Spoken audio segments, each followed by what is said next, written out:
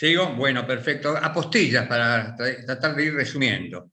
El gringo Michetti citó la frase que empleó un dirigente de Cambiemos, hablar de comer y descomer.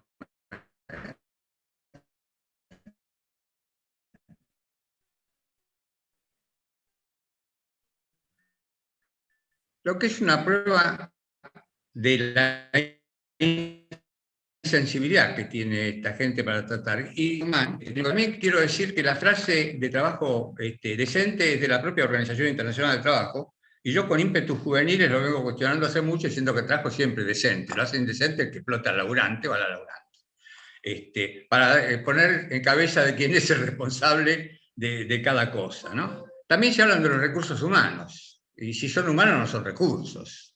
Entonces, la cuestión del lenguaje tiene que ver con las pautas culturales, que nosotros hablo de ni una menos, yo la verdad, era machirulo, diría Pitina, porque yo qué sé, las pautas culturales influyeron, por supuesto, yo ya cambié, hace rato que cambié, pero esa es otra pelea que tenemos que hacer autocrítica, porque todavía tenemos una veintena de leyes laborales que nacieron con la dictadura cívico-militar y no la pudimos derogar. ¿Y cómo puede ser?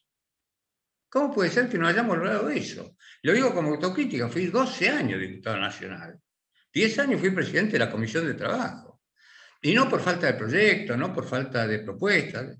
¿Qué nos sucede de vida, diría el Boedo, ¿no? ¿Qué hubo en el medio que habiendo sido gobierno no lo logramos? Ojo, tenemos que ver también con la prohibición de despidos. La prohibición de despidos me pareció excelente y la prórroga me parece fundamental, pero hay que aplicar la norma. Hay que evitar la evasión y la elusión. Y el peor ejemplo de todos es Techín. Techín había decidido despedir a 1.454 trabajadores. Y ahí nace la prohibición de despidos. Ahora, ¿cómo terminó ese proceso? Terminó con la desvinculación de 1.474 trabajadores homologadas por nuestro Ministerio de Trabajo. Entonces, la verdad que con toda cordialidad, tenemos que revisar también nuestros propios actos para ver en qué nos equivocamos, ¿no? Y bueno, por todos los accidentes que tuvimos en medio de esto, quiero terminar otra vez más invocando que tengamos conciencia de que somos una coalición, que en este camino seguramente nos tenemos que tragar algunos sapitos. Yo estoy dispuesto, tengo bastante condimento para tragarme esos sapitos. Lo que no estoy dispuesto es a tragarme cocodrilos. Pero quiero también, desde este pequeño lugarcito que estoy ocupando acá en casa, reclamar prudencia a todos los compañeros. Traguémonos algunos sapitos, busquemos la unidad, tengamos paciencia, tengamos tolerancia y fundamentalmente también pensemos que esta crisis que estamos padeciendo también puede significar una oportunidad. Y si estamos trabajando menos, ¿por qué seguimos rigiéndonos por la ley de 1929, casi centenaria, de la jornada de trabajo? Hay que reducir la jornada de trabajo. Estas 48 horas ya son muy pocos los países en el mundo que tienen. Estuve investigando, son muy pocos. Y no queremos ser campeones del mundo en cantidad de horas trabajadas. Reduzcamos la jornada, porque si reducimos la jornada, en alguna medida, estamos distribuyendo mejor entre compañeras y compañeras que no tienen empleo. Seguramente no será en la misma dimensión, pero que reduciendo la jornada seguramente se contribuye eso. También hay que trabajar sobre las horas extras. Hay que reducir la cantidad de horas extras que se pueden hacer mensuales o anuales. Y en alguna medida hoy yo sería mucho más restrictivo. La verdad, yo prohibiría, estoy muy draconiano tal vez, pero prohibiría la realización de trabajadores en horas extraordinarias, pues están en alguna medida obturando, en alguna medida, no es total, el ingreso de compañeras y compañeros que no tienen empleo. Así que muchísimas gracias por esta convocatoria y la verdad que aprendí mucho. Muchas gracias. Un abrazo a todas y a todos. Muchas gracias, Héctor. Gracias también por la paciencia que estos inconvenientes que nos aparecen y nos sorprenden, pero bueno, siempre encontramos una salida, así que muy importante poder terminar de escuchar tu mensaje, así que muchísimas gracias. La verdad que tenemos profunda admiración y afecto por todos ustedes, así que una vez más reitero el agradecimiento por este espacio y esta invitación. Les leo las preguntas, elijan en qué orden la quieren responder. La primera es para Marina. Dice, en estas horas hay un fuerte debate mediático en relación a la presencialidad en las escuelas. ¿Cuál es su mirada? Para el gringo, ¿cómo ve usted el futuro de la CGT teniendo en cuenta que hay un escenario de elecciones de la misma para... Y para Recalde, ante los desafíos del teletrabajo, ¿cuál es su mirada?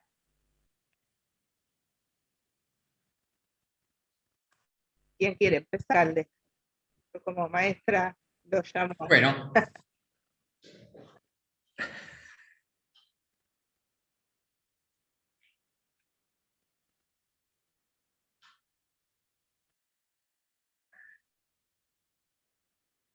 ¿Quién tiene que contestar primero? Usted, si quiere, lo invitaba a responder el futuro del teletrabajo. Bueno, el teletrabajo es una realidad. Fue una realidad antes que estuviera legislado, tiene sus pros y sus contras, como todas las cuestiones. La reglamentación en general es buena, en general digo, por eso recibo algunos cuestionamientos del sector empresario con el tema de la desconexión, pero cuando habla del consentimiento del trabajador, que es lo primero que habla la reglamentación para que se pueda admitir el teletrabajo, me parece que habría que redondearlo, porque hoy no se puede pensar en la expresión libre de la voluntad del trabajador en su relación con el empleador, porque volveríamos a la preexistencia del derecho al trabajo. No hay partes iguales.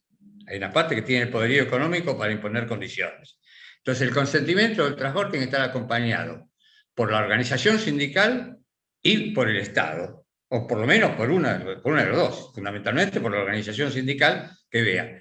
Y las cuestiones que a mí me complican, también que se evita, es una cosa muy antiperonista, esto se evita de casa al trabajo y del trabajo a casa, ¿no? El tiempo es disponible, pero se reducen los accidentes sin itinere, pero mezclar el laburo en el hogar no es una cosa que a mí me resulte muy saludable. En todos casos, yo estaría por una solución intermedia, que es la mezcla, porque además aísla al trabajador de sus compañeras y de sus compañeros, aísla, desvincula prácticamente al sindicato del teletrabajador. ¿Tendríamos que nombrar un teledelegado? Bueno, todas esas son cuestiones que hay que resolver y por eso un mix tal vez sería lo mejor.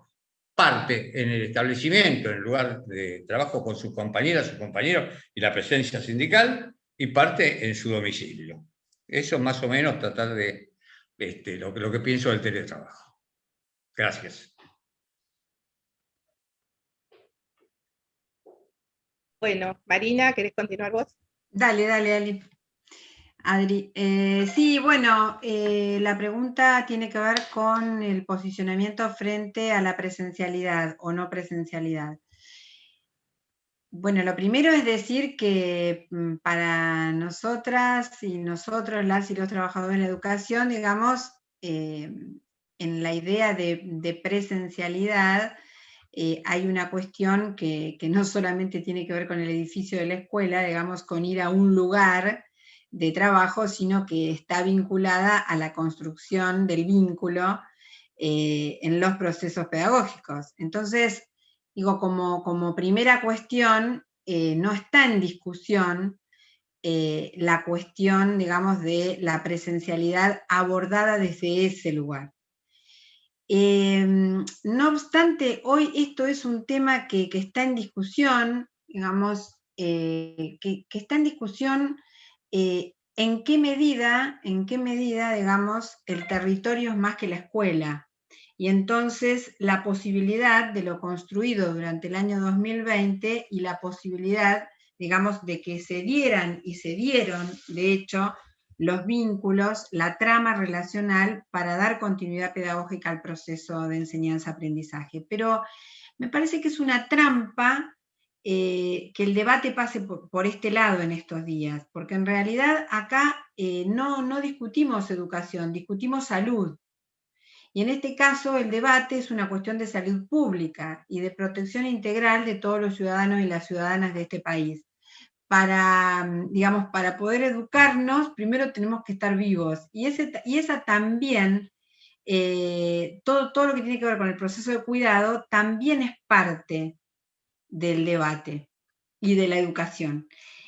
Pero desde nuestra organización sindical, lo que voy a decir la posición de la organización, nosotros hemos sido parte de la construcción en la paritaria docente, en el Consejo Federal y demás, de todo el andamiaje jurídico de sostenimiento de una presencialidad cuidada, que implica esto, de manera directa, como contrapartida, la no presencialidad en caso de que las variables epidemiológicas y sanitarias estemos en el botón rojo, por decir de alguna manera, que determina en qué casos esa presencialidad no es posible. Y para esto, en este momento de pico de pandemia, mirar al mundo, mirar lo que ha pasado, quiero poner un solo ejemplo, el de Alemania, que acaba de sacar una norma que establece objetivamente que, medidas las cuestiones de contagio, midiendo los 15 días últimos, se habla de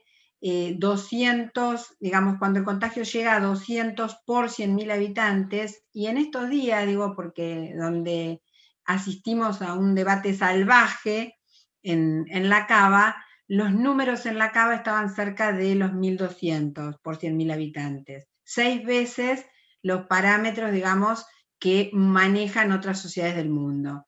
Entonces, esto también hay que decirlo. Por lo tanto, lo que como síntesis sí a la presencialidad, pero atendiendo a las cuestiones sanitarias y a las cuestiones de salud, a ese contexto, para medir cuándo hay que hacer los cortes. Y además, el gringo hace un ratito habló de un documento que sacamos ayer, muchísimos sectores justamente de la comunidad organizada, SADOP firma ese documento, y por lo tanto estamos incluidos en el posicionamiento político que piensa que este es el momento para tomar medidas restrictivas para que esto no sea tarde. Muchas gracias, Marina. Bueno, gringo, el futuro de la Secretaría. A mí me dejaste la más difícil. Bueno, yo creo que tenemos que partir de la base que necesitamos una Confederación General de Trabajo en donde estén representados todos los sectores, todos los gremios, la realidad de todo el movimiento obrero organizado. Eso es fundamental y creo que ahí hay que poner el esfuerzo. Hemos tenido a lo largo de la historia muchas divisiones dentro del movimiento obrero, nunca fueron buenas las divisiones, y el propio gobierno, Alberto yo lo he escuchado muchas veces, inclusive lo he visto en algunos gestos muy importantes, como nosotros lo acompañamos, recuerdo en algún plenario, un congreso de la CTA pidiendo que vuelva la CGT. La CTA en ese congreso planteó esa cuestión de volver a la CGT, nos pareció muy importante. Pero creo que hay que marcar una cuestión clave, es decir, la prioridad es la unificación, tener una herramienta muy fuerte que a su vez necesita el gobierno para ponerse firme y poder confrontar contra estos factores de poder que lo que intentan es desestabilizarlo, dice llanamente.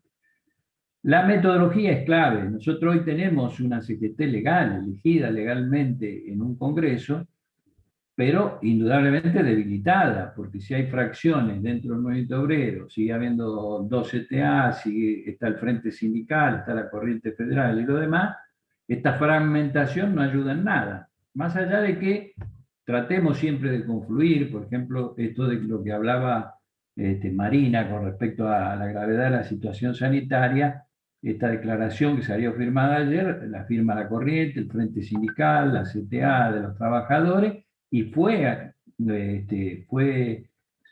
le sugirió a la conducción de la CGT que encabezara esa declaración, que seguramente coincidían, pero bueno, la postura, vamos a sacar un documento para el 1 de mayo. La cuestión metodológica no es un tema menor, estamos en una situación de suma gravedad y hay posicionamientos de los trabajadores que no se pueden resolver en una mesa chica. Nosotros estamos reunidos acá y podemos intercambiar opiniones y hasta podríamos decidir por mayoría si estamos a favor de una posición o de otra. Bueno, desde que se inició la pandemia, en la CGT no hubo una sola convocatoria de secretarios generales, mucho menos de delegaciones regionales. Esa metodología no la compartimos mucho dentro del movimiento obrero, de que la cuestión se cierra arriba con los grandes gremios. Por ejemplo, nos molestó mucho que se haya decidido por acuerdo con la UIA la cuestión de las suspensiones sin tener una visión de cuál es la realidad despareja dentro de los trabajadores. Hay sectores que eso lo podía ayudar y hay sectores que los perjudicaba. La reunión con el Fondo Monetario fue otra de las cuestiones, es decir, no se puede ir a una reunión con el Fondo Monetario sin tener una opinión mayoritaria del movimiento trabajador, de la mayoría de los sindicatos, que le dé sentido a esa reunión, porque si no pareciera ser como que, bueno, vamos, los trabajadores afectados, perjudicados por ese endeudamiento externo, muchos hemos peleado contra ese endeudamiento en la calle, vamos ahora a charlar a ver qué opinamos nosotros de la deuda externa. Bueno, yo creo que indudablemente acá vamos hacia una normalización de la CGT antes de fin de año. Yo estoy casi seguro, eso es algo que no se pudiera todavía superar esta situación de la pandemia. Y nosotros tenemos una posición muy clara, es decir, tenemos que ir a una unidad que tenga una cantidad de puntos en lo que todos coincidamos, es decir, lo que llamábamos antiguamente el programa del movimiento obrero. Si no es programa, por lo menos tienen que ser puntos muy claros en la que todas las organizaciones sindicales estemos de acuerdo, porque por todo lo que hablamos hoy, si decimos generar trabajo, controlar los resortes básicos del manejo de la economía del país, bueno, yo creo que ahí tenemos que terminar coincidiendo qué pensamos nosotros del comercio exterior, del mercado interno, digamos, de esta cuestión de los precios y lo demás. Creo que la unidad se tiene que dar sobre esa base, porque si no corremos el riesgo de que sea una unidad por acuerdos de dirigentes y vuelva a pasar lo que pasó cuando se armó el último triunvirato. Para ser optimista en este sentido, digo, nosotros estamos empujando, por ejemplo, a la Confederación de Sindicatos de la Industria, con dos gremios de mucho peso, como son el ESMATA y la UOM, que muchas veces han estado enemistados, pero fíjense qué importante la coincidencia en decir queremos que realmente haya una política de defensa de la industria nacional como base central para la generación de empleo, pero como base clave de un proyecto nacional. Es decir, recuperar la importancia de la industria nacional dentro de un proyecto nacional. Bueno, esa confederación termina reuniendo a sindicatos de distintas tendencias, pero estamos unidos por objetivos comunes. Si Textile hoy está en una conducción de la CGT, nosotros estamos en la corriente, el ESMATA en el Frente Sindical, pero todos estamos coincidiendo en la Confederación de Sindicatos Industriales, y cuando nos ponemos a hablar y cuando nos reunimos con el gobierno, tenemos posturas comunes. Bueno, eso hay que trasladarlo desde cada área, desde las áreas de servicio, del área de educación, del área de salud, desde el transporte, como hay una confederación de gremios de transporte, en donde ahí sí están unidos, eso hay que transformarlo como la realidad de la CGT. La realidad de la CGT tiene que tener el contenido y la metodología, eso es lo que le da fuerza. Y sí, insisto, siguiendo la línea de lo que decía mi tocayo Héctor, en el sentido de que así como debemos preservar esa coalición que nos permitió recuperar al gobierno, y que creo que se da por una historia en la que tiene mucho que ver la conquista de derechos del pueblo argentino y la clase trabajadora en particular, les resulta muy difícil, digamos, aún a dirigentes que quieran que ayuden a veces a la fragmentación, les resulta muy difícil crecer, tienen que buscar, si quieren mantener la base y la adhesión, digamos, tienen que responder a esa realidad de la base trabajadora en Argentina, que ha vivido la experiencia del peronismo, la conquista de derechos, y que la ha sostenido en resistencia, como bien marcaba también Héctor hace un rato, en épocas terribles de dictadura.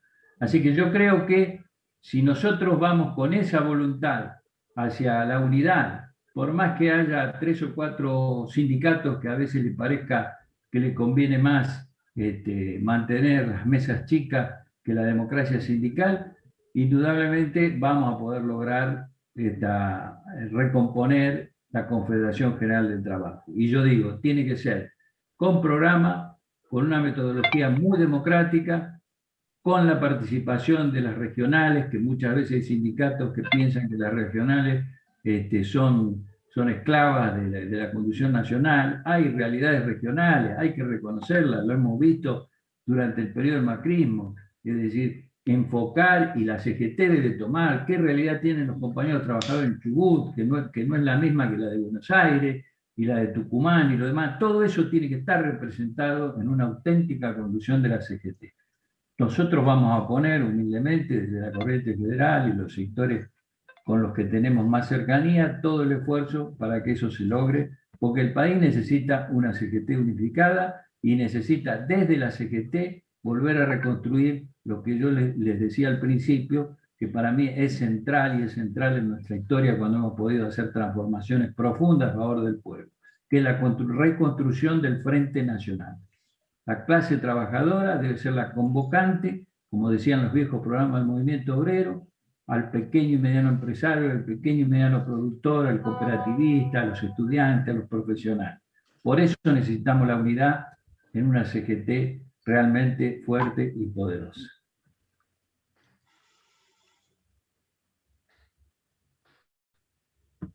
Bueno, muchísimas gracias, Gringo. La verdad es que sabemos que la unidad no es sencilla, pero es posible. En Mar del Plata estamos llevando adelante una experiencia muy valiosa en este sentido, que el desafío que nos ha puesto esta realidad tan difícil en relación al empleo y la situación social de Mar del Plata nos obligó a mejorarnos y a mejorar la forma en la que gestionamos nuestros sindicatos y la manera en la que nos relacionamos, y en esa búsqueda que es bien compleja, pero que creemos que es la única manera de consolidar la fuerza del movimiento obrero a través de la unidad. Sabemos que se cuida momento a momento y en el que cada sector, cada espacio, cada trabajador es valioso, es valiosa, y lo que cada gremio tenga para aportar es fundamental para el conjunto. Así que bueno, me parece que tu respuesta es un excelente cierre para esta charla, una síntesis muy interesante del norte que tenemos que tener como dirigentes sindicales, cada uno desde el lugar donde está. Bueno, gracias Gringo, gracias Héctor, gracias Marina, y muchísimas gracias Daniel Di Bartolo, gracias a la Fundación CEPES por generar este encuentro. Y bueno, Daniel, te dejo el saludo final para vos.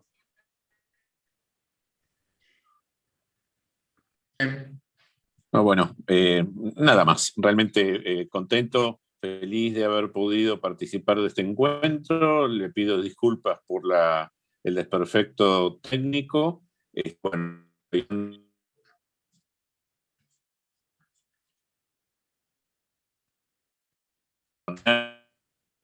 y el día sábado con un cierre a cargo de nuestra compañera. Gracias. Gracias a ustedes, Adrián. Adiós, Daniel. abrazo a todos y a Saludos todas. Hasta pronto, un abrazo grande. Gracias. Un beso, Adri. Besos y abrazos.